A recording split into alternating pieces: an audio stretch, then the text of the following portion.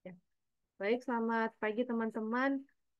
Pagi ini saya ucapkan terima kasih ya yang sudah hadir.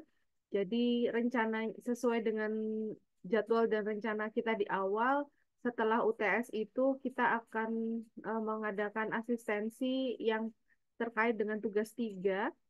Nah, pendekatannya di sini adalah kuantitatif. Jadi ada beberapa metode yang bisa kita bahas bersama. Asistensi ini adalah asistensi yang pertama untuk metode kuantitatif. Berarti nanti ada yang selanjutnya yang mungkin nanti disampaikan oleh Mas Adit untuk teknik lainnya gitu ya. Nah, di asistensi untuk teknik kuantitatif yang pertama yang saya sampaikan adalah salah satu tekniknya. Sebentar, saya share screen dulu ya.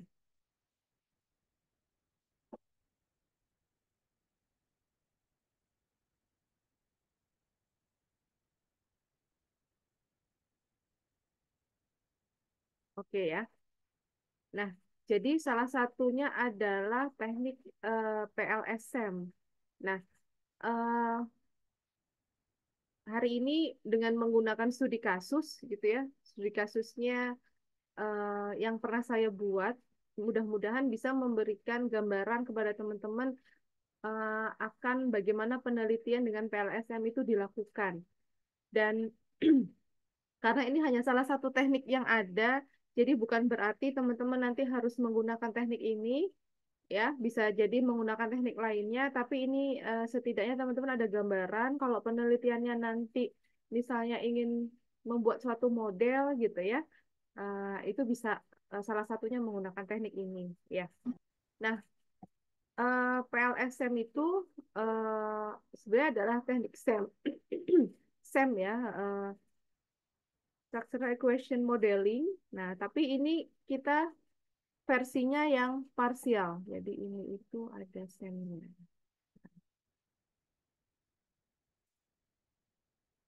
Nah, jadi structural equation modeling itu salah satu teknik yang digunakan untuk paling banyak sih menguji suatu model yang model baru ya atau teori baru yang dibentuk. Tapi SAM sendiri ini menggunakan apa ketentuan yang cukup rigid ya untuk dipatuhi, yaitu respondennya harus banyak gitu ya. Nah, respondennya harus banyak. Tapi kan ada kalanya kita dalam membangun suatu model atau teori baru gitu ya, itu eh, responden yang kita dapatkan itu tidak bisa banyak, bukan karena kita nyarinya nggak banyak gitu ya, tapi karena memang populasinya terbatas gitu ya.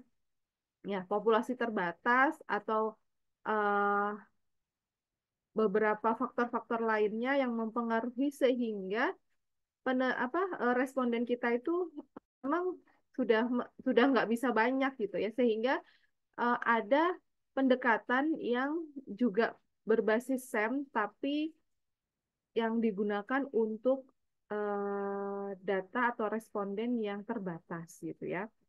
Nah, ini teman-teman kalau menggunakan PLSM bukan berarti ngambil datanya dikit aja ya, tapi harus ada justifikasinya. Kenapa kok datanya segitu gitu ya. Jadi aturan statistik tetap harus dipatuhi. Nah, jadi eh, PLSM ini sama seperti SEM sebetulnya ya digunakan untuk menganalisis hubungan antar variabel. Jadi ini memang pendekatan statistik ya. Jadi nanti kita harus mendefinisikan yang namanya variabel laten gitu ya. Nah, variabel ini adalah variabel yang menyusun suatu model struktural. Nah, model struktural inilah yang eh, kita uji di mana model ini yang ada di penelitian kita itu adalah suatu model yang menghasilkan teori baru kalau memang kita membentuknya baru atau kita ingin menguji suatu model yang sudah ada dengan contoh kasus yang yang berbeda gitu ya. Nah, kemudian PLSM ini digunakan untuk itu tadi memprediksi ketergantungan variabel gitu ya. Jadi ada apa memprediksi variabel dependen atau untuk mengembangkan suatu teori yang baru. Nah, metode ini berguna dalam penelitian yang nanti melibatkan sampel yang terbatas ya dengan asumsi distribusi normal tidak terpenuhi. Jadi ini memang menjawab permasalahan suatu studi kasus yang memang banyak hal yang memang populasinya terbatas gitu ya. Dengan populasi yang terbatas itu biasanya tidak memenuhi kalau kita hanya menggunakan pendekatan SEM saja gitu. Jadi ada pendekatan lainnya yaitu PLSM. Nah, seperti apa sih nanti penggunaannya gitu ya. Nah, yang pertama adalah kita coba mengenal notasinya dulu gitu ya, notasinya dulu. Nah, notasinya oh ya, ini yang betul ini ya teman-teman, ini itu adalah tampilan dari eh, PLSM menggunakan tools Smart PLS ya. Nah, menggunakan tools Smart PLS. Mungkin sebelum saya eh, lanjut, sebelum saya lanjut,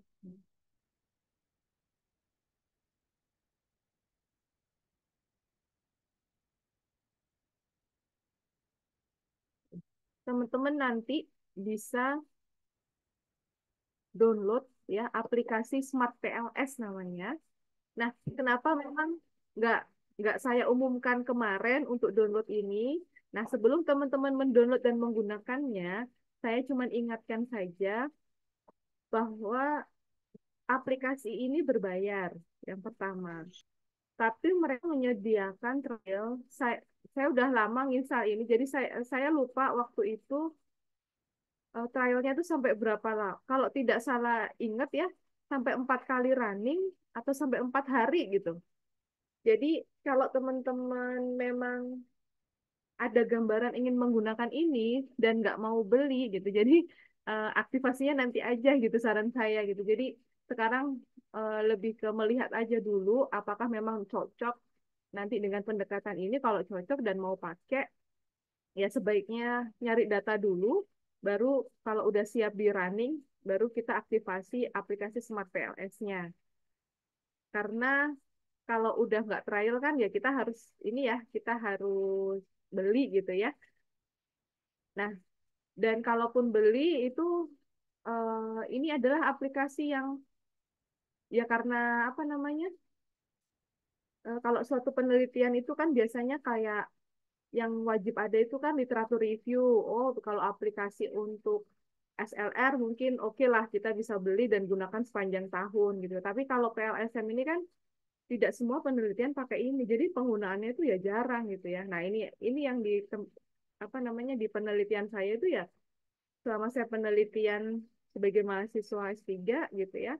Ya saya pakai ini ya cuman satu kasus gitu ya, satu kasus aja gitu. Kecuali mungkin kalau misalnya kita penelitiannya banyak dan menggunakan banyak dengan apa pendekatan PLSM ya berarti kita akan sering menggunakannya. Tapi kalau secara umum sih jarang ya, jarang maksudnya intensitas kita menggunakan tuh jarang gitu. Jadi kalau dari saya kalau hanya untuk dipakai sekali ya udah kita bisa trial aja. Mungkin kalau teman-teman nanti udah siap datanya bisa di running terus masih ada kalau 4 kali running ya masih ada 3 kali kesempatan lagi gitu ya sampai didapatkan eh, hasil akhir untuk memenuhi tugas 3 ini gitu ya.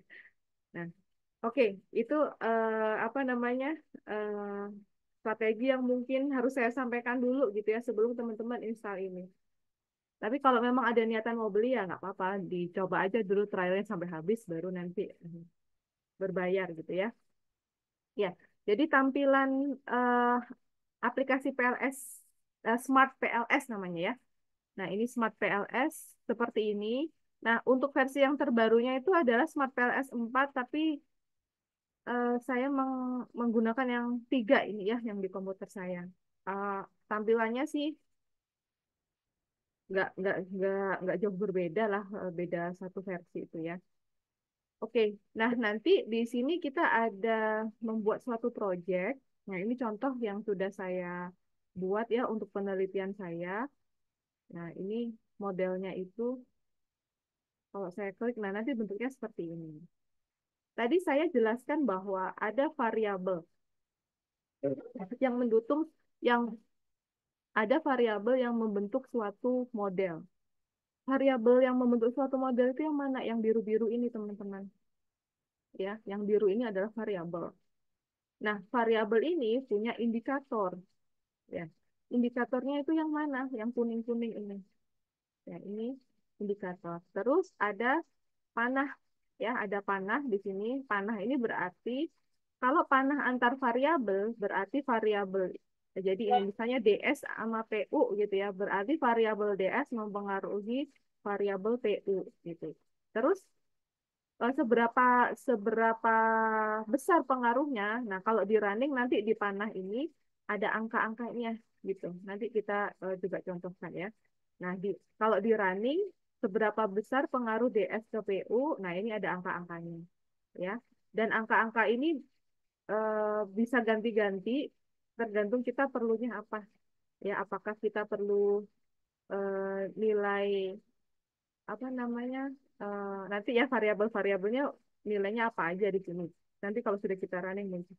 Nah, terus di satu variabel itu punya indikator. Nah, indikator ini ada panahnya juga. Ini juga ada nilainya nanti kalau di running gitu ya. Nah, apakah nilai ini memenuhi untuk memang dia betul jadi indikator dari suatu variabel ini. Kalau enggak nanti kita hapus gitu prosesnya ya. Nah, oke kita belum ke proses tapi kita masih pengenalan dulu. Jadi seperti ini. Nah, variabel-variabel yang biru ini nanti didapatkan dari mana? Nah, jadi sebelum masuk ke sini kita itu harus studi literatur gitu ya. Kemudian kita harus bikin survei untuk mendapatkan atau mengukur variabel ini. Baru kalau udah kekumpul, barulah kita pakai software ini gitu. Ya, oke nanti kita jelaskan lebih lanjut. Kita kembali lagi dulu ke sini. Ya, ya jadi ini ya teman-teman eh, notasi dari elemen diagram di Smart PLS. Nah, ini tadi saya sebutkan, ini adalah variabel, ini variabel. Variabel punya hubungan, berarti variabel DS mempengaruhi variabel PU, di mana ini ada angka yang merepresentasikan apakah hubungan itu bisa kuat atau enggak gitu ya. Terus setiap variabel punya indikator. Nah, indikatornya ini juga punya nilai-nilai gitu. Nah, nilai-nilai ini juga yang akan menjadi pertimbangan kita untuk indikator ini tetap dipertahankan atau dihapus gitu ya. Nah, jadi yang tadi saya sebut variabel laten itu disebut juga sebagai konstruk gitu ya, konstruk. Kalau kita ada istilah variabel terukur itu berarti dia adalah suatu indikasi. Nah, terus ada pet koefisien. Nah, itu tadi nilai-nilai antar variabel ya, nilai-nilai yang ada di apa antara panah ini ya. Itu adalah pet koefisien. Nah, sedangkan outer loading itu adalah nilai antara variabel dengan indikatornya. Nah, jadi pet koefisien ini yang antara biru dengan biru, sedangkan outer loading ini adalah hubungan antara biru dengan kuning, yang mana di sini ada suatu nilai. Terus ada istilah bahwa di dalam model yang kita susun ini, itu terdiri dari measurement model dan structural model. Atau di measurement model ini adalah outer, ya, bagian luarnya, ini outer model. Sedangkan structural model ini istilahnya juga ada yang menyebutnya sebagai bagian dalamnya, inner model. Yang namanya outer model, ya, itu adalah model yang membentuk model ini secara keseluruhan itu di bagian ini antara satu variabel dengan indikatornya. Nah, ini yang luar ya berarti ya. Jadi ini kemudian ya semuanya pokoknya berarti ini kan oh ini ada ini. Nah, ini adalah outer model. Jadi model yang terbentuk yang kita lihat nanti yang harus kita evaluasi antara variabel ya variabel laten dengan indikator-indikatornya. Nah, kemudian ada juga pengukuran model struktural. Nah, ini adalah inner model ini adalah antara yang biru dengan yang biru. Berarti kita akan mengukur hubungan antara yang biru dengan yang biru.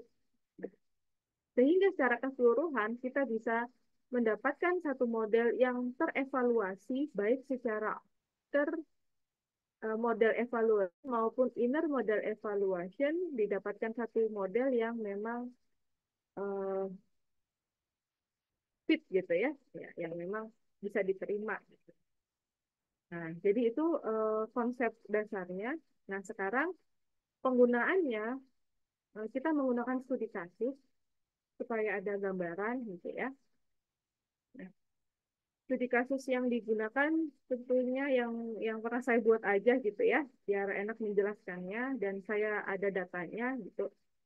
Nah, ini eh, paper saya yang baru publish di 2024 gitu ya, bulan Juni yang lalu. Nah, di sini adalah saya ingin membuat suatu model, yaitu model adopsi. Nah, ini juga di MTI banyak yang membangun ini ya, model adopsi gitu ya. Nah, untuk eh, peternakan sapi perah skala kecil di Indonesia gitu.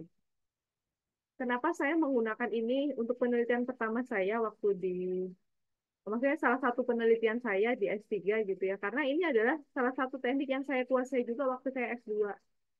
Nah, em, waktu tesis dulu juga pakai pendekatan PLSM gitu. Jadi bukan hal baru bagi saya. Jadi saya tinggal refreshment aja dan saya coba deh untuk memenuhi salah satu tugas kuliah juga membuat ini dan ini juga salah satu bagian dari salah satu research question di disertasi gitu ya.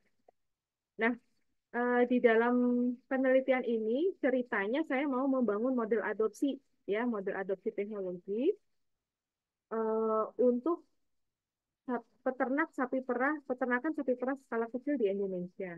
Nah, hal yang harus dilakukan adalah yang pertama ya kita harus punya perencanaan dan persiapan data. Nah, singkatnya sih ini ya tahapan penelitian yang saya tuliskan. Jadi intinya kan kita ingin membangun IT adoption model. Nah, di sini ya kita kan harus mengumpulkan faktor apa saja yang mempengaruhi karena faktor inilah yang nanti jadi variabel. Nah, didapatkan dari mana? Ya tentunya didapatkan dengan studi literatur. Nah, em, apa yang sudah saya dapatkan di studi literatur itu saya validasi lagi ke expert ya dengan melakukan interview. Di situ akan ada tambahan ataupun saran dari variabel-variabel yang sudah saya dapatkan hasil dari studi literatur. Nah, dari situlah nanti kita membangun suatu model, ya, modelnya itu menjadi model hipotesis, ya. Terus ya kita harus ukur model itu. Gimana cara mengukurnya? Ya kita buat ya kuesioner dan kita melakukan survei. Nah, dari situlah hasil surveinya itu ya kita bangun satu model dan kita ukur pakai pendekatan PLSM menggunakan software yang tadi sehingga kita bisa melakukan tes eh, pengujian hipotesis dan kita akan mendapatkan ini apa namanya model yang memang fit ya, model yang terevaluasi ya. Oke. Nah, ini eh, langkah yang menggunakan PLSM, sedangkan yang ini tambahan bahwa saya memanfaatkan data demografi responden untuk melihat suatu pola. Ya, jadi nggak PLSM aja yang dilihat, tapi ada juga kok pola-pola sederhana yang ditemukan melalui statistik deskriptif ya yang ada di data demografi. Sehingga dari situlah kita bisa menyusun suatu model adopsi. Nah, oke, jadi kita mulai dari yang pertama. Nah, yang pertama ini kan kita mengidentifikasi faktor-faktor. Nah, mungkin teman-teman sudah banyak yang ada beberapa ya kemarin itu yang ingin ke arah model apa adopsi gitu ya, menilai suatu uh, tingkat adopsi IT. Nah, ini ada model yang sering digunakan gitu ya, yaitu TAM, yang dimana di sini ya ini adalah yang faktor yang mempengaruhi gitu ya. Oh, ada 4 nih gitu. Nah, sedangkan di TAM ini menyebutkan ada faktor eksternal nih yang disesuaikan dengan konteks penelitian kita. Nah, berarti saya kan harus mencari ini ya. Nah, saya harus mencari ini. Sehingga saya melakukan studi literatur tambahan yang memang spesifik terkait dengan peternakan sapi perah skala kecil dan juga berdasarkan interview didapatkanlah satu ini ya ada model yang punya orang lain yang terkait dengan apa learning ya atau akademik. Nah, ini rekomendasi dari expert gitu ya bahwa hmm, di dalam peternak sapi perah skala kecil itu mereka butuh banget yang namanya supporting ya, seperti penyuluh, kemudian bantuan-bantuan dari pemerintah mereka itu perlu dan juga eh, peternak sapi perah skala kecil itu juga dalam mengadopsi teknologi ya tergantung digital skill mereka. Gitu. Oh, berarti ada tambahan nih berupa digital skill sehingga eh, yang saya dapatkan itu nanti saya apa namanya? Saya inventarisir. Nah, ini adalah faktor-faktor yang dari TAM ya, mulai sini sampai sini. Ya, ini faktor dari TAM tadi 4. Sedangkan yang teridentifikasi atau yang eksternal tadi yang saya dapatkan selain dari TAM adalah faktor digital skill dan supporting. Ini sudah disetujui oleh expertnya dan juga ada dasar teorinya yang tadi. Nah, sehingga saya membentuk yang tadinya model TAM seperti ini, ya, ditambahin dengan 2 variabel lagi, terbentuklah yang seperti ini. Nah, ini TAM-nya, ya ini kan TAM-nya yang sering dipakai. Nah, ini adalah tambahannya. Nah, kalau kita memberikan tambahan, berarti kan kita mengusulkan satu model baru yang memang ini tuh khusus untuk peternakan sapi perah skala kecil di Indonesia. Nah, disinilah nanti model ini ya jadi hipotesis. Ya, jadi hipotesis. Awalnya saya kan tam ini ya, jadi ada hipotesis. Jadi hipotesis satunya di sini gitu ya. Nah, ini itu sih terserah ya, terserah preferensinya peneliti aja. Sehingga yang hipotesis akhir itu malah di bagian sini gitu. Ya. Ya, intinya singkat cerita saya punya model seperti ini. Nah, model yang seperti ini kan berarti tadi kita sudah list ya, ada variabel dan ini ada indikator. Dan ini ada sumber literaturnya. Baru kita susun. Ya, dari sini kita susun ke PLSM ini. Ya, berarti di sini ada pertama ya. Nah, ada PEU. Nah, PEU itu di sini. Yang ini ya. Dia punya beberapa indikator nih dari interoperability sampai dengan yang I7 ya, experience ya. Berarti saya taruh di sini. Bagaimana menuangkannya ini di Smart PLS? Smart PLS.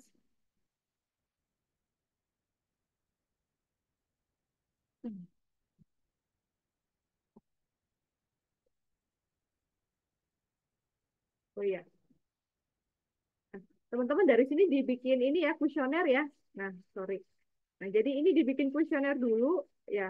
Eh, Kebayang lah ya bikin kuesionernya jadi menanyakan tentang interoperability-nya ya dan seterusnya. Kuesionernya itu kayak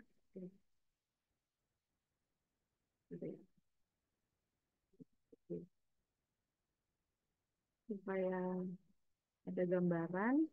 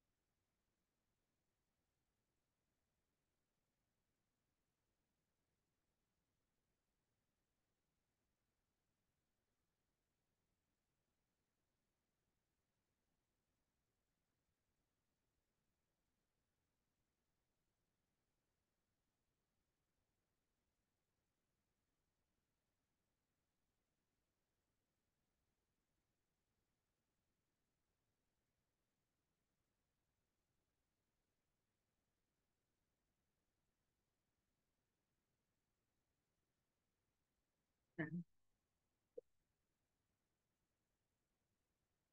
oke, jadi kita kumpulkan dulu kuesionernya. Nanti kan ada yang ngejawab ya, A1 pertanyaannya apa, setuju apa, skala Likert antara 1 sampai 5, A1, eh, nah ini dikumpulkan. Nah, ini respondennya sekitar 87 gitu ya. Nah, ini dikumpulkan dulu ya teman-teman ya, dikumpulkan dulu sebelum kita olah dengan PLSM. Makanya apa namanya? Saya lupa kan karena swab PLS itu dia 4 hari apa 4 kali gitu. Kalau 4 hari kan nanti kita belum ngumpulin data, kita udah aktivasi gitu ya. Nah, sebaiknya dikumpulin data ini dulu, data kuesionernya direkap gitu ya di Excel. Nah, terus di-convert ke CSV. Ya, pakai tools aja gitu ya, di-convert ke CSV. Nah, kalau udah, baru kita masukkan ke sini. Nah, caranya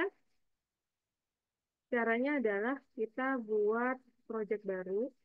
Nah, ini misalnya latihan. Nah, nanti di sini ya ada ya yang baru, ini latihan. Nah, terus ini belum Tampilannya ada masih apa-apa. Excel, Bu Sapi. Ya, Tampilannya masih. masih tampilan Excel. Oh ya. Oh.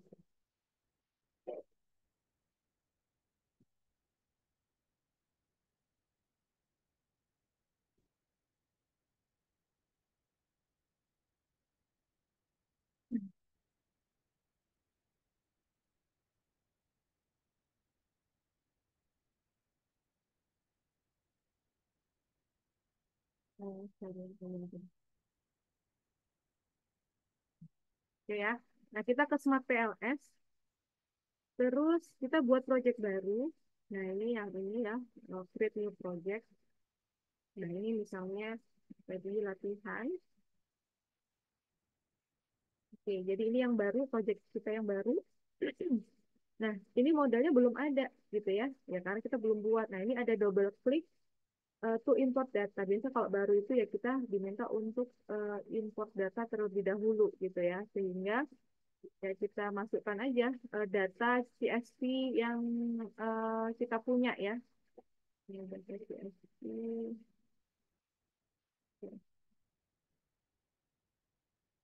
Nah, ini misalnya ya, saya punya data ini. Udah, jadi yang di Excel tadi bisa dikonvert dulu jadi CSV. Nah, baru kita masukkan ke sini.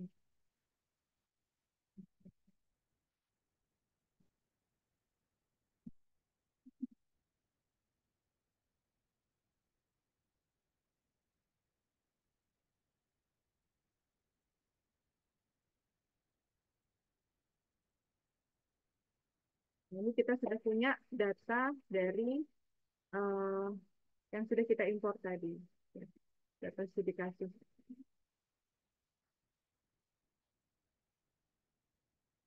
Sebentar. Masih running ya, ya. Nanti akan muncul isi data isi data kita yang sudah kita import. Jadi teman-teman siapin dulu itunya yang penting ya, CSV-nya. Dari mana ya? Dari literatur review, kita bikin kuesioner, kita sebarin dulu, baru kita sajikan dalam bentuk CSV, baru kita masukin ke sini. Oke, lama. Nah, ini mentahnya seperti ini nanti jadinya, ya. Dari yang ini, nah, saya pakai datanya.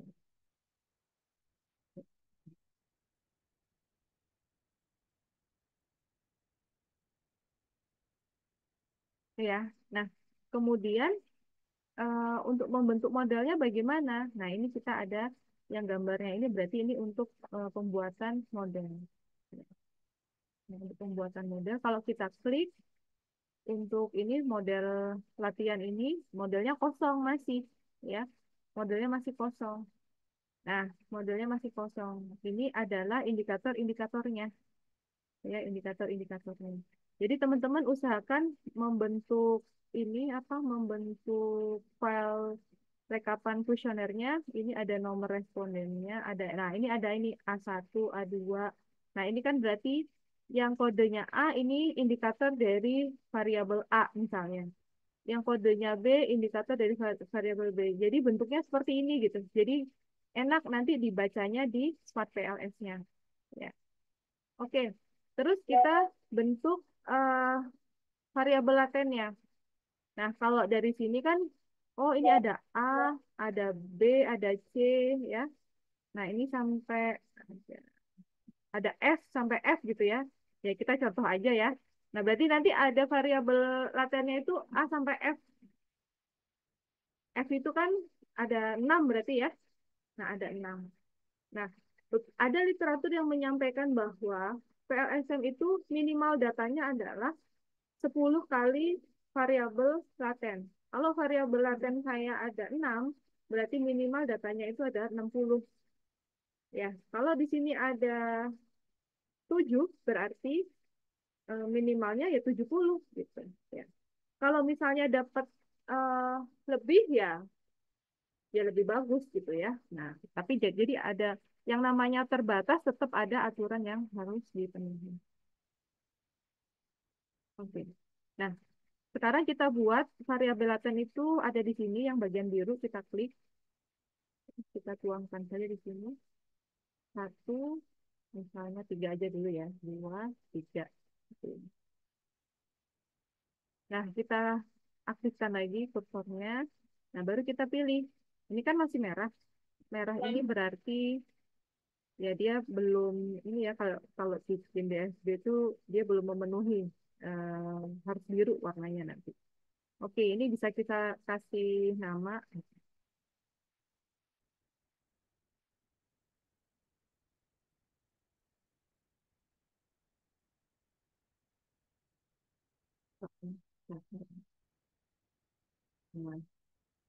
ya ini kita bisa kasih nama misalnya ini terus variabel yang mana? Oh yang ini benar. Nah, misalnya namanya tadi A gitu ya. Ini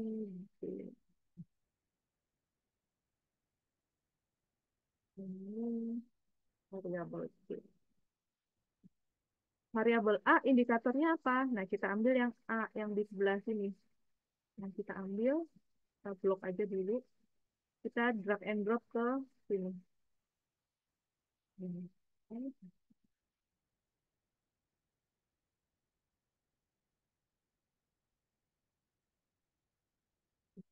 Atau bisa kita blok langsung muncul ininya ya. Nah, itu bisa juga. Kalau tadi satu-satu, baru tuh bisa di, apa namanya?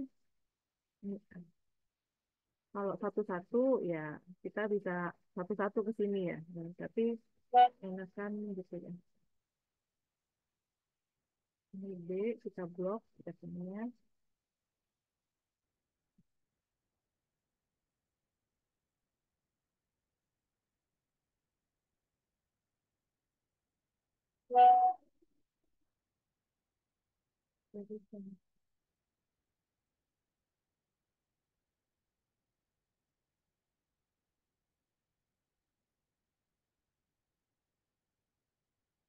Oke, nah ini properti yang bisa kita pakai itu ya untuk ngatur-ngatur tampilan. Ya, misalnya kita rapiin jadi ngadep sana. Oke.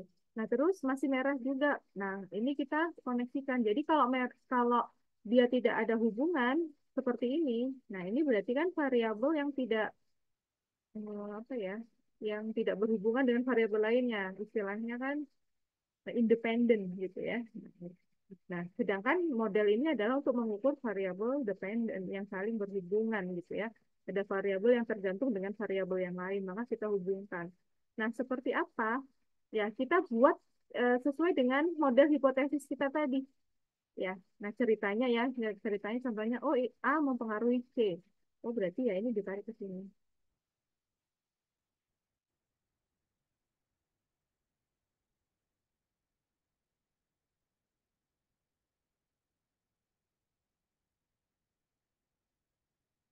Terus B mempengaruhi C misalnya, bisa juga B mempengaruhi A atau A mempengaruhi B. Nah, berarti tanda panahnya juga diperhatiin ya teman-teman ya. Kalau ini berarti B, apakah B mempengaruhi C gitu ya. Oke, misalnya segini aja deh.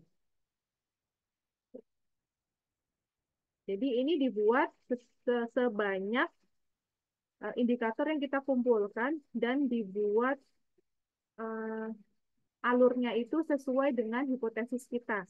Nah, contohnya yang ini ya, yang sudah pernah saya buat, initial modelnya. Nah, seperti ini. Ya.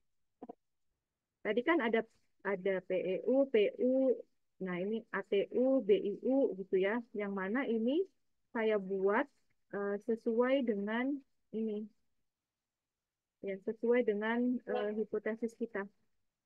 Ya. Nah ini. Terus ada digital skill sama supporting. Nah ini nah ini DS ada supporting gitu ya. Nah terus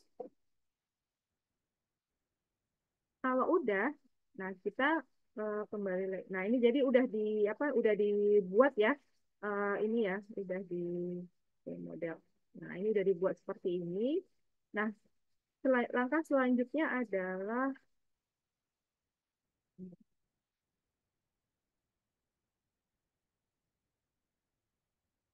kita melakukan pengukuran. Nah modelnya udah ada nih, udah jadi gitu ya. Nah kita melakukan pengukuran di mana yang pertama kali diukur itu adalah outer.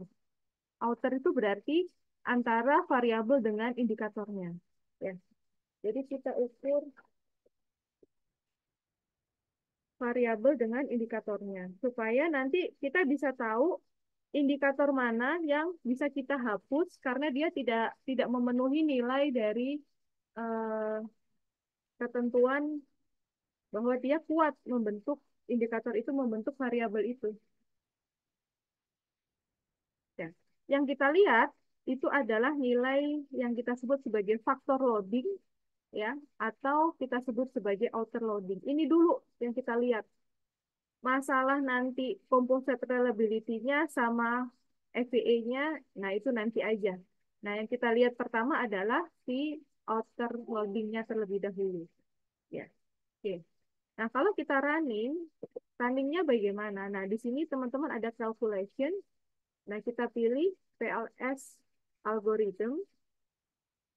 Nah, terus ini adalah em, saya kurang paham pemilihan ini ya. Biasanya saya pakai defaultnya aja gitu ya. Nah, saya pakai defaultnya aja sehingga nanti didapatkanlah satu model. Nah, kalau kita klik modelnya, nanti udah ada angkanya seperti ini, teman-teman. Nah, yang dimaksud sebagai uh, outer loading itu yang mana? Nah, yang di outer loading itu tadi kita bagian luar ya, berarti kan antara variabel dengan indikator.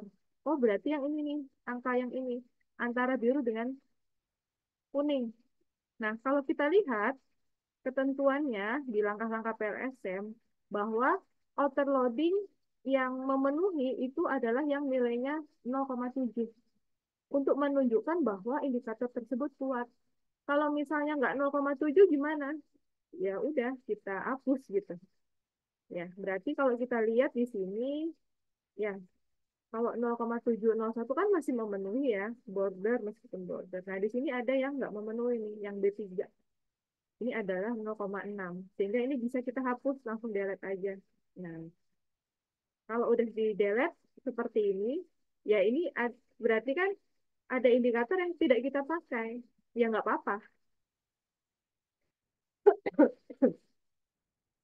Nah, baru kita running lagi.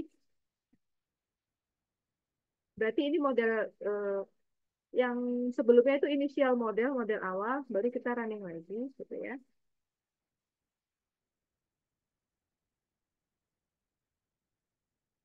Terus kita lihat lagi. Nah, nah kita lihat sudah tidak ada yang kurang dari 0,7. Oh, berarti ya udah, evaluasi pertama selesai. Gitu. Gitu aja. Terus selanjutnya, nah teman-teman,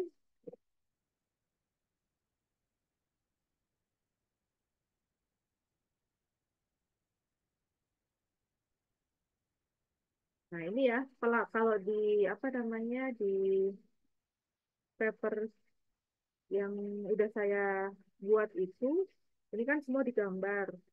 Pelaporan di papernya itu dalam bentuk tabel. Jadi hasil dari eh, evaluasi, hasil dari running untuk initial model itu hasilnya seperti ini. Terus di sini saya blok yang memang nggak memenuhi yang ini, sama yang ini, sama yang ini. Jadi pelaporan di papernya begitu teman-teman, di blok aja gitu. Ya, ya jadi ada yang saya hapus gitu ya.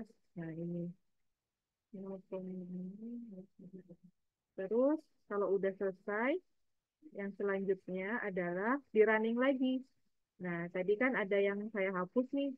Nah, kita lihat di sini jumlahnya segini. Nah, ini ada yang saya hapus, terus saya running lagi. Oh, ternyata semuanya sudah memenuhi. Oke, berarti eh, pengujian yang outernya selesai. Nah, terus sekarang kita melihat, nah tadi kan saya bilang outer loading dulu ya. Jadi outer evaluation model itu yang pertama dilihat adalah outer loadingnya yang ini. Nah, terus yang selanjutnya kita melihat composite reliability dan kita melihat ini AVE-nya.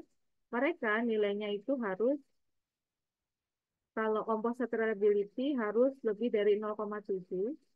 Nah, ini menunjukkan bahwa konstruk memiliki reliabilitas internal yang baik.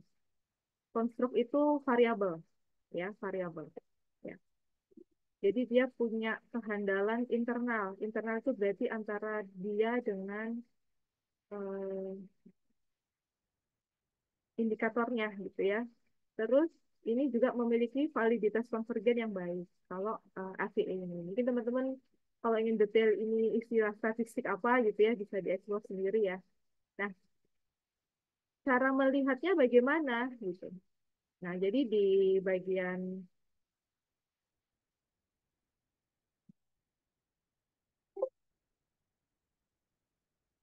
Smart PLS-nya di sebelah kiri ya, kiri bawah ya. Nah, di sini kan ada outer model ya. Ya, ini ada data group, inner model, outer model, construct dan sebagainya ya. Nah, kita cari tadi kita mau lihat apa namanya construct ya reliability gitu ya. Composite reliability. Nah, ini di sini ada composite reliability kita pilih. Teman-teman bisa lihat perubahan di modelnya. Composite reliability yang biru-biru ini. Oh, ini berarti udah ini nilainya adalah composite reliability. Terus satu lagi, oh, kita melihat Chromebook alpha-nya. Nah, Chromebook alpha-nya berarti ini ya, Chromebook alpha-nya. Nah, ini nilainya kan berubah lagi. Oh, ini berarti sedang menampilkan Chromebook alpha-nya. Berarti yang selanjutnya kita lihat ya adalah Chromebook alpha dan composite reliability. Kita cek ini ya. Gitu. Ya, kita cek apakah sudah memenuhi yang tadi gitu ya, memenuhi bahwa eh, dia memenuhi nilai lebih dari 0,7 ya kelompok alfanya dan juga reliability-nya lebih dari 0,7 ya. Oke. Nah, kalau di data Nah, jadi pelaporan kan ini kan begini ya bentuknya. Kalau di paper dibikin tabel aja. Ini kita tulis aja di tabel seperti ini. Tombak alfanya berapa, composite reliability-nya berapa. Kan ini misalnya PEU, oh ini beda ya. PEU ya ini pokoknya nilainya, oh ini misalnya B ini PEU, oh ini ditulis gitu di sini dan seterusnya. Nanti eh, ada literatur yang mengatakan bahwa kalau gelombang alfanya itu punya ada tingkatannya gitu ya. Eh, Kalau 0,9 berarti perfect. Kalau misalnya nilai 0,8 itu high gitu ya. Oh ya udah ini berarti dikasih dilaporkan seperti ini. Kalau yang composite reliability kalau lebih dari 0,7 oh berarti dia reliable gitu. Nah, seperti itu.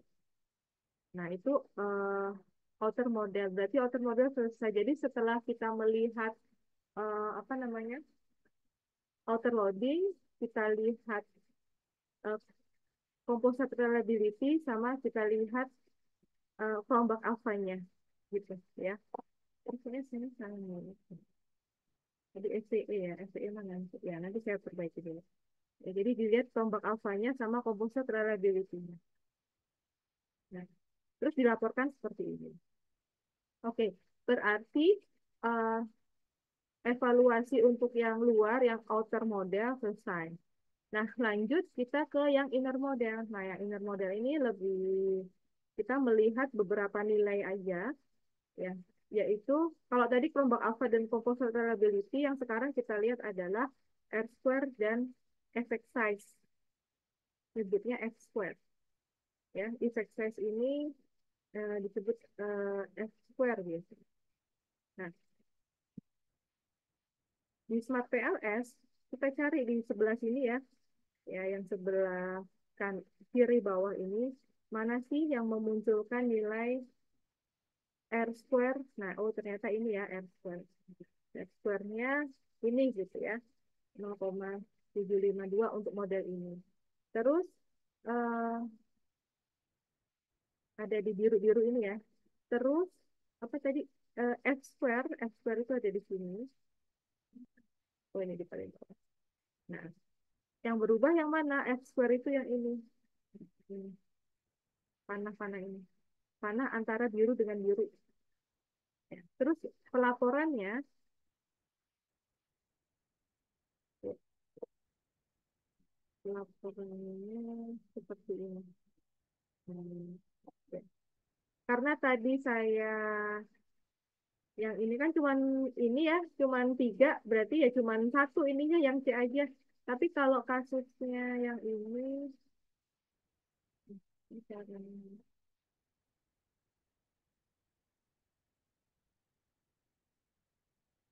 Nah ini misalnya, terus harus. Nah ini kan berarti nilai yang di biru-biru ada satu, dua, tiga, empat ya. Jadi untuk yang ini kenapa enggak? Ya karena ini kan dia apa ya? Tidak punya variabel yang mempengaruhi dia, tapi dia mempengaruhi variabel depannya gitu. Ya berarti yang ini yang kita data. Jadi pelaporannya nanti begini R square. R square-nya literatur menyebutkan gitu ya ada tingkatan-tingkatannya. Di paper sudah saya sebutin sih. Eh, ini kita kasih rate-nya di paper ya ada ya belum saya cantumin di sini. Jadi nilainya sekian sampai sekian, moderate sekian sampai sekian, strong gitu ya. Nah itu kita berikan label di sini untuk pelaporan di papernya. Nah, terus yang F square-nya, nah F square tadi kan yang ini nih, panah-panah yang saya kasih merah ini yang harus kita perhatikan. Ya, nah ini kita eh, catat, ya, kita catat misalnya antara TEE dan TU, TEE sama TU ini ya. Oh, nilainya 0,69 berapa gitu ketutup ya.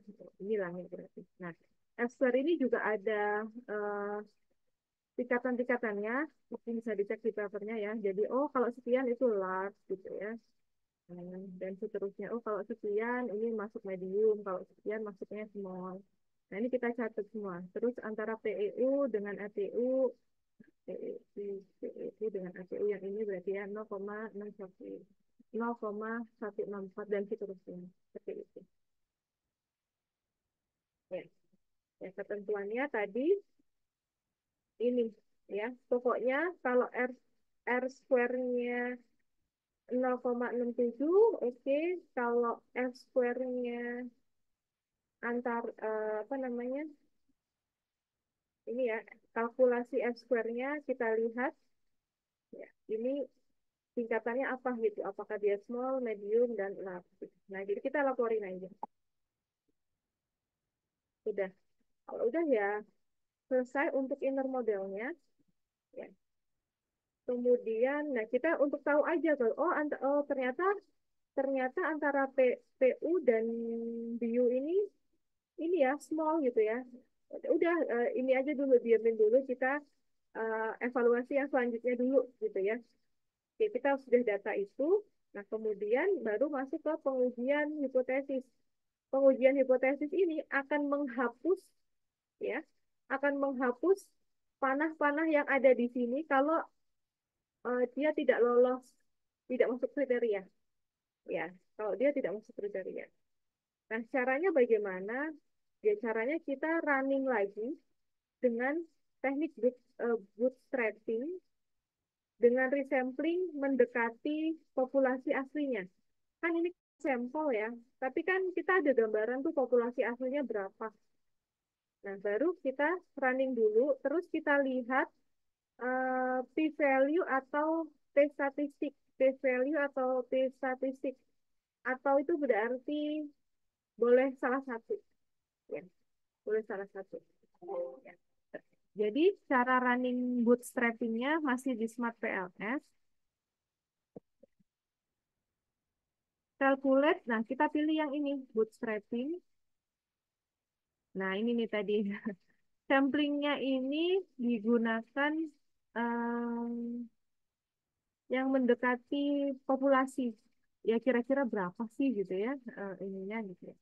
Nah terus ada significant value-nya digunakan 5%. Ini menurut literatur ya. Nah sehingga ini kita setting signifikan levelnya 0,05. Oke, baru kita kalkulasi.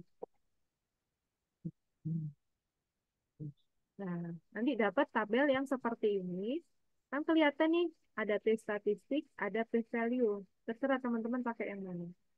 Eh, literaturnya itu ada acuannya sendiri gitu ya. Nah, boleh pakai T statistik, boleh pakai P value. Kalau paper yang saya masukin, awalnya saya pakai T statistik. Terus reviewernya maunya P value. Terus saya ganti, reviewer maunya dua-duanya gitu ya. Jadi ya disesuaikan aja lah. Toh kalau kita lihat ya hasilnya itu sama gitu. Ya, oke. Nah ini akhirnya saya jembreng dua-duanya gini ya. Terus kelihatan bahwa ini hasilnya sama kok antara P value sama P statistik. Yang tidak memenuhi, kalau kita lihat P statistiknya yang tidak memenuhi 1,96 gitu ya. Atau P value-nya tidak memenuhi kurang dari 0,005 gitu ya. Nah, berarti ya kita reject. Nah, ini saya bold yang apa namanya nggak sesuai. Nanti ini yang di reject. Ngaruhnya kemana? Yang di reject itu ngaruhnya ke sini gitu, modelnya. Nah, ini karena contoh kasus. Jadi misalnya ini ya.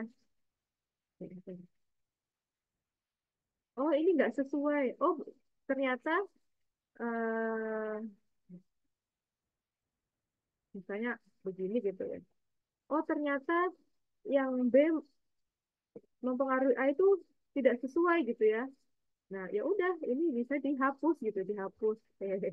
Nah, ini bisa kita hapus apa ya relasinya. Nah, sama seperti yang punya saya nih ya. Ini kan kalau kita lihat antara SUP dengan DS kan nggak ada nih evaluation. Oh, ya, udah nggak. Kan nggak ada. Padahal di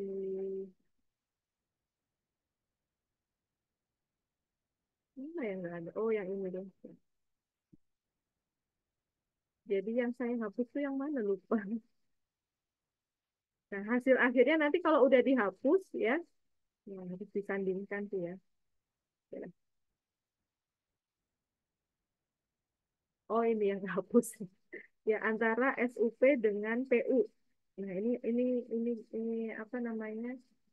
Dihapus terus antara PU dengan BIU ini juga awalnya ada. Nah, ini saya hapus ya. Jadi kan awalnya nah kalau disandingkan itu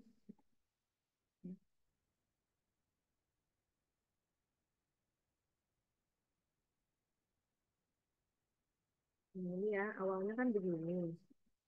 Jadi yang nggak sesuai itu yang mana? Oh, yang nggak sesuai yang nilainya yaitu antara SU dengan PU. Nah, ini berarti dihapus teman-teman. Ya, kalau di sini ini mana disebut? Nah, ini ya misalnya antara DS dengan PU ya, antara DS dengan PU berarti DS dengan PU ini dihapus gitu. Ya, ini dihapus. Ini yang saya running tadi initial ini ya apa namanya? Initial model yang belum direvisi gitu ya. Yang belum dievaluasi ini. Nah, ini berarti saya hapus nih. Nah, sehingga nanti pelaporannya di paper ya, pelaporannya di paper itu seperti ini. Nah, teman-teman menunjukkan bahwa ada hipotesis yang tidak diterima. Nah, oh ternyata kan ini hipotesisnya PU berpengaruh positif terhadap BIU. Ya, PU berpengaruh positif terhadap BIU. Oh, ternyata enggak gitu ya. Oh, berarti ini yang akan di reject. Si PU ke BIU. PU ini ke sini. Oh, berarti ini tidak berpengaruh. Ini di sini. Jadinya ini kan nggak ada gitu ya di sini. Nah, akhirnya model kita ya yang ini nih, yang ini. Hasil akhir model yang temuan kita gitu. Inilah model adopsi teknologi informasi untuk sapi perah skala kecil di Indonesia. Kenapa di Indonesia? Ya, karena tadi kuesionernya saya ambil di Indonesia. Ya, oke. Nah, terus apakah model ini bisa diterima? Kan gitu ya. Ya, kita harus ukur. Kalau di mungkin Mas Adi punya teknik yang lain. Kalau kayaknya ya. Kalau saya pakai yang Gov Index ini ya. Nah, saya pakai ini. Ya, caranya gimana? Ya, terus dipakai di sini. Ya, caranya gimana? Ada rumusnya. Rumusnya itu gampang yang ini. Jadi, untuk melihat indeks ini, kita menghitung rata-rata AVE dikali dengan rata-rata R square di akar. Dapatlah suatu nilai. Nah, nilai ini ada referensinya ya, bahwa kalau dia yang ini ya, nilainya apa namanya kecil ya dia small fit ya. Kalau nilainya ini ya dia medium. Kalau nilainya ini lebih dari ini ya, oh berarti dia large gitu. Large fit model. Oh, berarti bisa diterima gitu. Modelnya kuat gitu maksudnya. Ya. Nah, ini dilihat dari mana FVE tadi sama R square tadi. Nah, kita lihatnya dari Smart PLS tadi. Kita tinggal data aja. Ya, di Smart PLS itu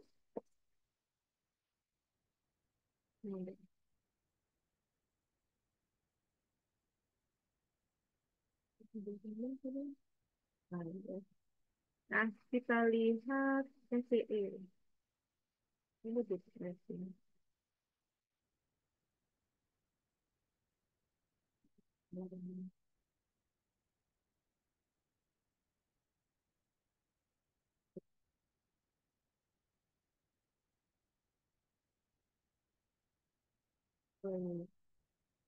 Kan SCE-nya.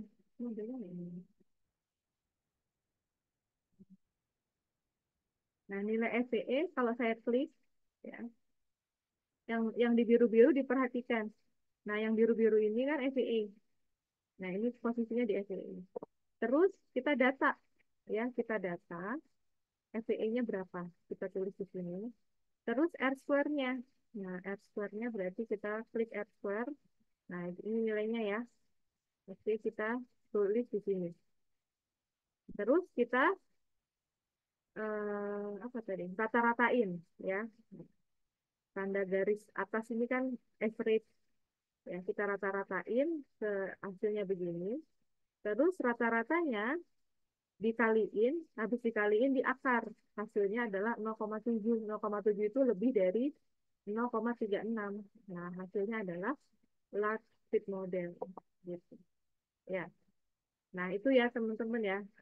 Sehingga kesimpulan penelitiannya adalah menghasilkan model ini, di mana model ini bisa diterima karena dia termasuk sudah diukur dengan Gauss Index ini menghasilkan large fit model. Kesimpulannya seperti itu. Tambahan lagi bahwa data yang ada di sini,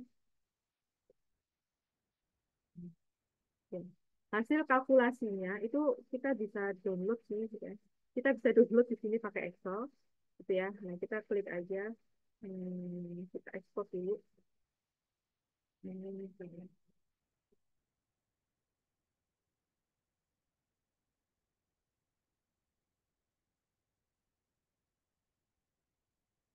Kan kalau tadi kan kita lihat-lihat gitu ya, kita lihat di tampilan modelnya.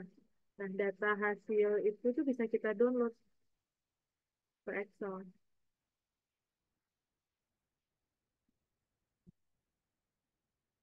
Nah, ini modelnya. Nah, ini reportnya. Teman-teman bisa cari di bagian komplitnya ini. Nah, ini pet koefisien. Kalau tadi kan kita pakai tools muncul di modelnya gitu ya. Kalau mau nyari apa tadi? R-square.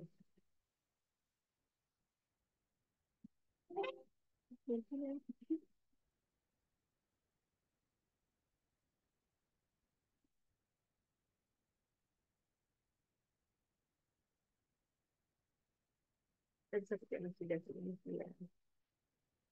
Nah, ini yang total effect. Nah, intinya data-data yang di mana sudah kita running tadi, itu kita bisa download ya, dan itu didapatkan di sini gitu ya. Bisa kita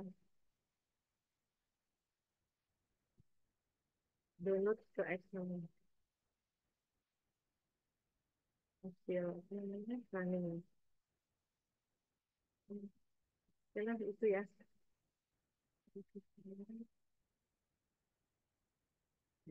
Tinggal di aja. Tapi kalau misalkan bingung pembacaan apa namanya, ya kayak ini tadi kan kita di outer model.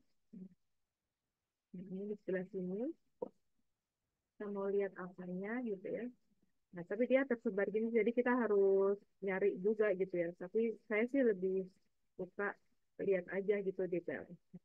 Oke, jadi itu ya teman-teman untuk apa akhir dari kesimpulannya ini didapatkan ini dengan fit model, lab fit model udah selesai. Gitu. Oke, silakan teman-teman bila ada yang didiskusikan. Ada yang mau ditanyakan? Ya, mudah-mudahan langkah-langkahnya Izin, udah cukup jelas. Ya, Mbak Apri silakan. iya Bu Sofi mau nanya Bu terkait metode PLSM ini. Ini Mm-mm. biasanya judul atau topik penelitian apa yang biasanya menggunakan metode ini Bu? Terus yang kedua, tadi kan Ibu menyebutkan salah satu alasan pakai PLSM itu karena sampel kita terbatas. Ya, Dan Dan kalau kita menggunakan PLSM ini juga kan harus ada penghitungan minimal sampel ya. Tadi 10 kali indikator, 10 kali variabel. indikator, ya variabel. Ya. Nah, kalau yang ini Bu, kalau alasan kita pakai PLSM karena sampel kita terbatas, Mm-mm. itu penghitungan sampel itu yang pakai distribusi normal itu apa yang gimana ya Bu? Udah sekian pertanyaan saya. Oke. Jadi yang pertama, eh, Begini Ibu Sofi. ya, Saya mau tanya Bu, mm, untuk penelitian kuantitatif ini eh, harus berapa sampel yang harus kita kumpulkan agar penelitian kuantitatif kita itu bisa dikatakan valid gitu? Berapa iya, sampel yang harus kita kumpulkan ya?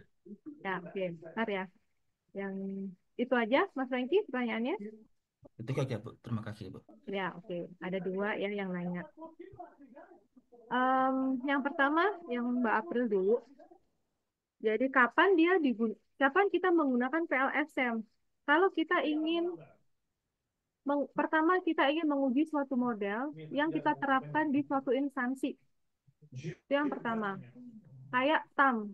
TAM itu kan sudah ada ya, sudah ditemukan. Tapi ketika TAM itu diimplementasikan di instansinya Mbak April, jangan-jangan ada yang tidak mempengaruhi gitu. Atau jangan-jangan ada yang tidak relevan. Nah, itu bisa pakai PLSM. Terus yang kedua, kalau kita mengusulkan model yang baru, nah misalnya yang saya awalnya pakai TAM, tapi ternyata nggak cukup. TAM itu begitu saja dipakai untuk peternak sapi perah skala kecil di Indonesia. Karena apa? Karena dia kan nggak kayak organisasi gitu.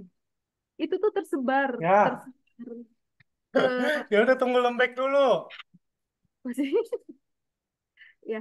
Tolong di mute ya, Mas Reki. Yang ini, yang tadi siapa ya? Mas Mas Adi. Adam tadi. Oh, oke. Ya, oke.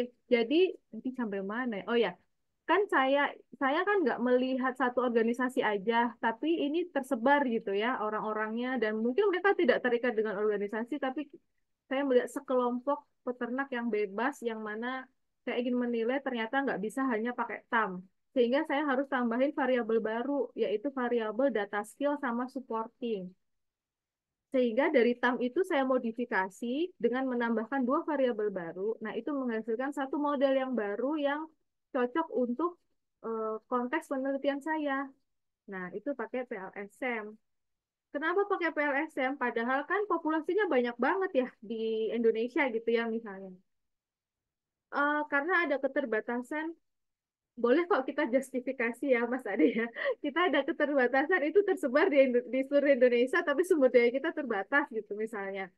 Nah, atau ada juga di teman-teman Pemdas yang sebelumnya itu dia ingin melihat misalnya TAM tapi untuk satu unit. Satu unit itu jumlahnya cuma 60 orang gitu. Oh ya udah, kan variabel TAM ada 4 tuh. Ya berarti 40 juga cukup gitu. Nah, seperti itu sih. Nah, padahal sebetulnya PLSM itu kan pendekatan SEM. Sedangkan SEM itu saya lupa ya aturannya. Pokoknya di atas 300 apa-apa gitu ya. Oh, berapa kali jumlah indikator. Kalau ini kan jumlah variabel. Kalau SEM itu berapa kali jumlah indikator. Saya lupa ininya. Entah 10 kali jumlah indikator gitu ya. Kalau indikatornya ada 14 ya berarti mungkin 140. Nah itu saya lupa aturan itunya di SEM itu gimana. Yang jelas jatuhnya tuh jadi ratusan gitu kalau kita pakai SEM. Nah, sehingga digunakan pendekatan yang PLSM itu. Dan kalau kita lihat terhadap populasi aslinya, ya tentunya dengan sampel yang terbatas, ya distribusinya kan pasti nggak normal gitu loh maksudnya. Ya itu pakai PLSM tuh pendekatan yang dipilih. Itu Mbak April. Bu. Sama ini sih Bu nanya lagi, maksudnya tuh topik yang biasanya topik yang dipakai menggunakan PLSM itu seperti misalkan apakah critical success factor atau Hmm, adoption Bisa, readiness. bisa, Nah, bisa. bisa itu ya Readiness Bu. bisa. Kalau topik sih bebas. Saya lebih ke menjelaskan yang umumnya itu untuk menguji model. Topiknya apa? Misalnya model critical success factor. Bisa, bisa. Terus model apa Oh, lagi yang ingin di ini bisa. Jadi nggak terbatas topiknya apa sih Mbak, tapi lebih ke tujuannya itu. Tujuannya itu kita mau nguji suatu model yang topiknya apa ya bebas gitu. Gitu Mbak April. Asal asal metode yang apa ya? Dia masih ada kekurangannya itu ya, Mbak ya. Iya, Saya ada iya. yang tadi TAM, tapi dia ada faktor eksternal yang mempengaruhi. Nah, kita pengukuran faktor eksternal tersebut dengan menggunakan PLSM Eh, itu. nggak harus ada faktor eksternalnya. Kalau misalnya dengan TAM aja cukup, itu juga nggak apa-apa. Tapi gini, TAM itu kan dibuat 4 ya. Misalnya ya, dasarnya kan 4 tadi, 4 variabel. Tapi kan Iya. jangan-jangan kalau misalnya di Kementerian Pertanian kita ukur TAM-nya. Terus di Kementerian Luar Negeri kita ukur TAM-nya. Itu tuh hipotesisnya bisa beda hasilnya, gitu Mbak. Karena mereka dua organisasi yang karakteristik dan budayanya itu juga beda. Jadi nggak harus ada tambahan variabel sih, tergantung kebutuhan. Tergantung tempat, tergantung apa behavior dari organisasinya itu ya, Bu. Iya, Gitu ya. iya, Oke, oke. betul. Memang kalau Prof. Dana menyarankan, masa sih nggak ada yang mempengaruhi, biasanya ada aja gitu ya. Supaya motivasinya adalah supaya kita menghasilkan suatu model yang baru. Kalau misalnya kita hanya menggunakan 4 variabel TAM saja, ya nggak apa-apa sih, tapi itu jatuhnya memang penelitian terapan di mana kita menerapkan suatu teori yang ada. Tapi kan karena misalnya, oh nggak boleh gitu aja, kamu harus menghasilkan model yang baru. Oh berarti ya TAM itu kita modifikasi. Jadilah ditambahkan 2 variabel, jadilah TAM yang sudah termodifikasi berdasarkan konteks penelitian dan itu jadi satu model yang baru gitu. Berarti. Ya, oke. Oke, terima kasih Bu Sofi. Iya. Mas Franky terkait dengan apa namanya sampel yang harus di ini ya, sampel yang harus dipenuhi untuk penelitian. Ya, Bu, jumlah sampel yang harus kita kumpulkan agar penelitiannya valid, Bu, Ya, intinya dalam sih melakukan penelitian, ya Bu. kalau dalam konsep statistik ya, kalau dalam konsep statistik eh, itu tuh yang namanya sampling itu kan kita pilih ya pendekatan samplingnya apa, justifikasinya apa, terus kapan dia dikatakan representatif. Kalau di statistik kan semakin banyak sampel ya semakin representatif. Semakin kurang sampel ya semakin kurang representatif. Biasanya kan ada teknik-teknik yang digunakan untuk menghitung galat atau error atau apa ya namanya ya, atau bias lah gitu ya. Jadi kalau kalau yang saya pahami ya, apakah itu representatif atau tidak, ya kita harus tahu populasinya dulu, Mas Lengki. Kalau misalnya populasinya tadi ada 60, ya sampling yang representatif tuh menurut kita itu ada berapa? Kalau misalnya kita ambil 60, ya itu bukan sampling lagi, namanya sensus kan gitu. Jadi tergantung populasinya. Nah, dari Mas Franky sendiri populasinya ada berapa gitu.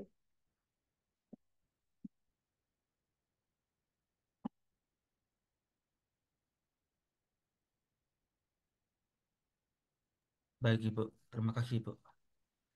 Iya. Jadi kalau misalnya samplingnya kecil, populasinya besar, boleh nggak? Ya boleh aja, tapi errornya kan akan tinggi nilainya gitu. Akan tidak representatif gitu sih. Mas ada? Izin Bu Sofi, Oh ya, oh ya boleh. Mas eh, ada. jadi kalau misal, ya, Oke terus? halo. Ya Jadi halo. kalau misalkan kita pakai pakai metode Slovin ini untuk penentuan margin errornya itu tergantung justifikasi kita. Atau misalkan ada batasan-batasan tertentu, misalkan margin errornya maksimal 10% gitu, atau kita pakainya yang 5% atau bahkan bisa 20%. Ya, kalau masalah Ya, itu tergantung kebijakan peneliti sih. Eh, Masalahnya kita kan, tapi tetap harus disampaikan gitu.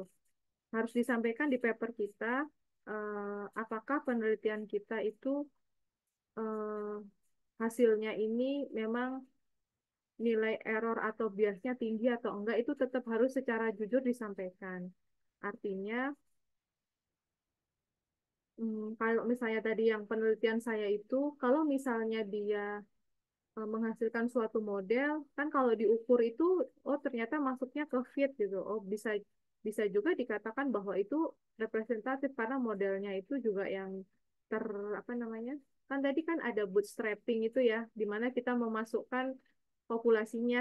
Saya ngambil misalnya 116 populasinya itu misalnya di situ ada 500. Oh, ternyata ini menghasilkan satu model yang fit. Oh, berarti bisa kita justifikasi bahwa itu sudah representatif. Tapi kalau misalnya ada juga, mungkin kalau populasi semakin besar jumlah populasi yang kita masukkan, berarti model kita lama-lama jadinya nggak large fit model tadi, bisa jadi small fit model.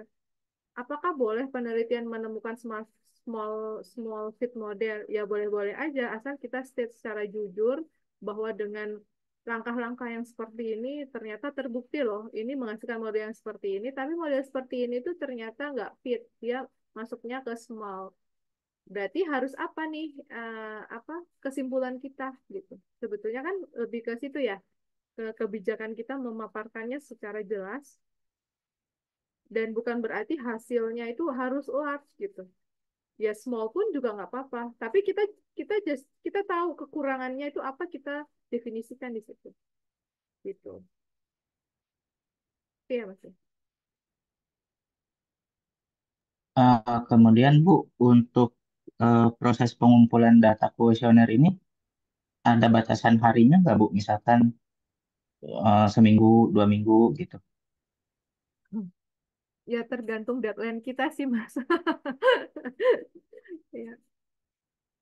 Em, ya semakin kita punya banyak waktu ya kita bisa santai ngumpulin datanya. Tapi kalau kita nggak ada waktu ya kita bisa ya harus ngejar-ngejar banget gitu. Itu tergantung eh, waktu penelitian kita tersedianya sampai berapa lama gitu.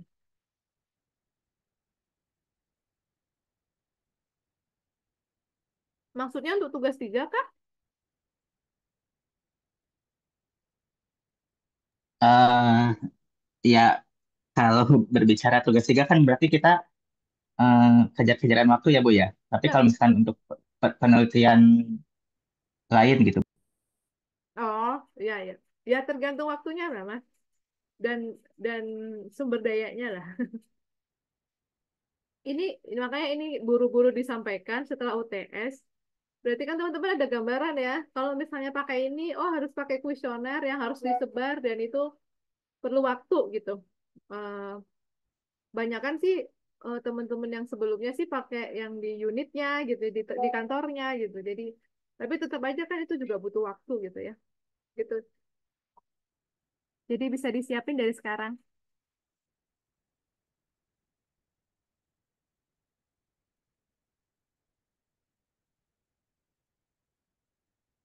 Oke,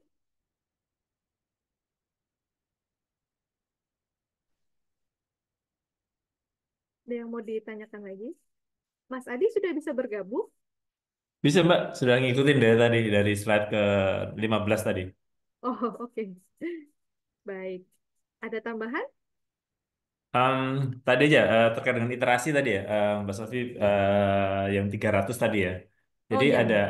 yang menyampaikan iterasi itu menyebabkan kalau modelnya itu cukup rumit, maka pengukuran ini berakhir saat iterasi selesai. Padahal seharusnya ini berakhir saat pengukuran selesai gitu ya. Jadi Hmm. ada yang menyampaikan eh, di websitenya PLSM itu ada kalau nggak salah. Itu eh, pada uji coba awal itu bolehlah 300, tapi saat nanti mengukur yang sebenarnya sarankan angka 3.000 gitu ya. Itu masalah di websitenya PLSM ada nih. Coba tak cari kayaknya ada deh PLSM. dan tidak ada websitenya. Tar. Ya, saya lupa websitenya di mana ini. Aduh. Oh, ini ada nih.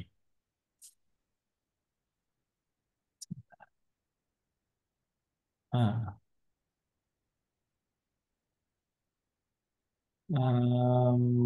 mana? Oke.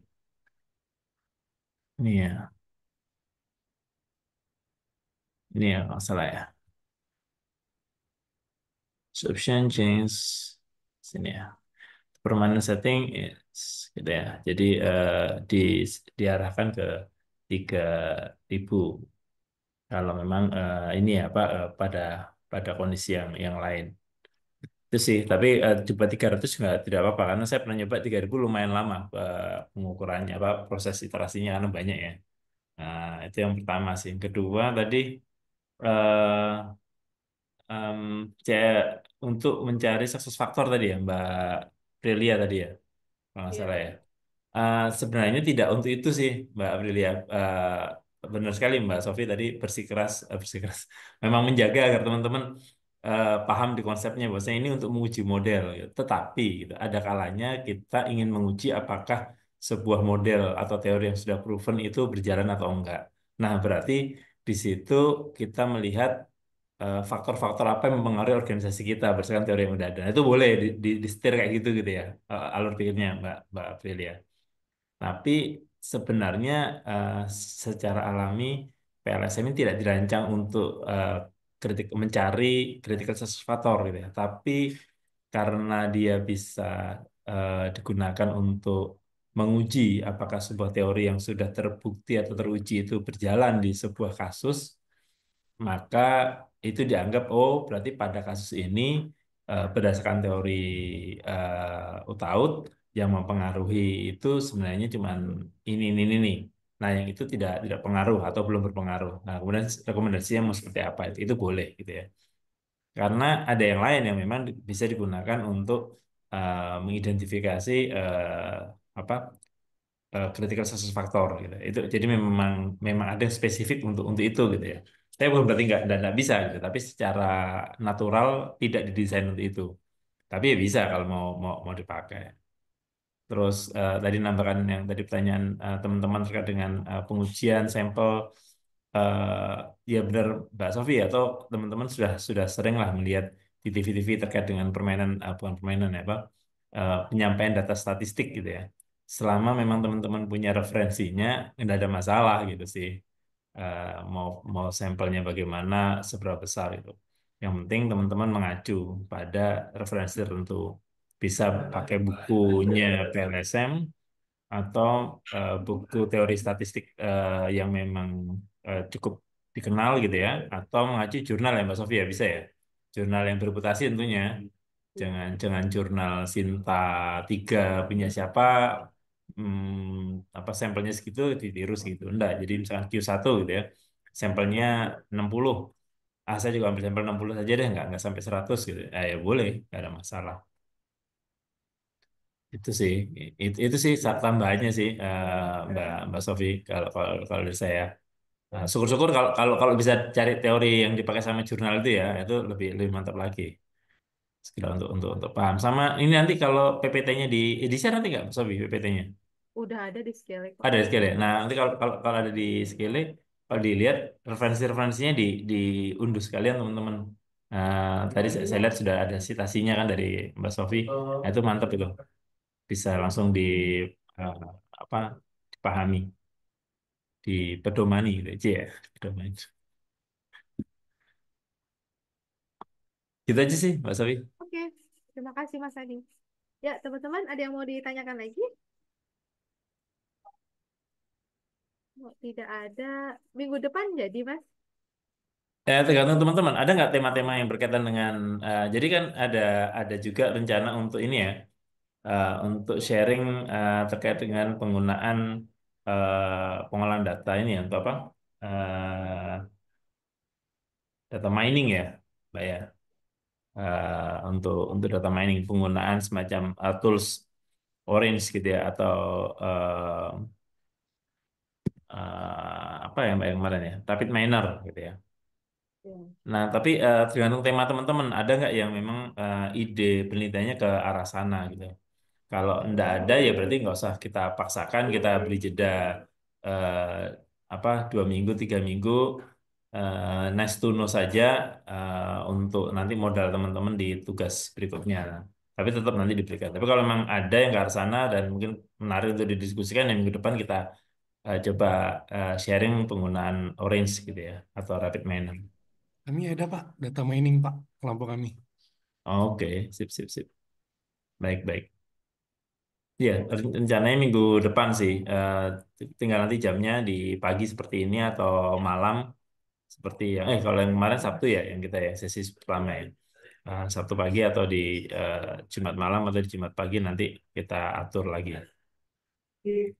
Oke, oke, oke. Berarti nanti kita siapkan ya untuk itu ya. Untuk diskusi sharing itu. Ya. Masih ada satu agenda lagi berarti teman-teman ya. Siapin waktu dan kuotanya. Minggu depan ya. Iya, minggu depan. Oke, tapi yang jelas teman-teman harus mempersiapkan mau pakai apapun, tapi kan tetap harus ada data ya, apalagi data mining. Nah, datanya harus disiapkan gitu dari sekarang.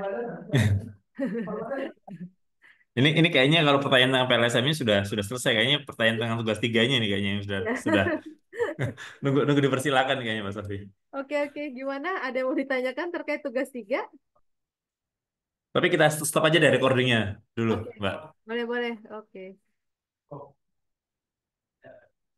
Ada di Mbak hostnya atau di Mas Ya, Franky? Mas Frank.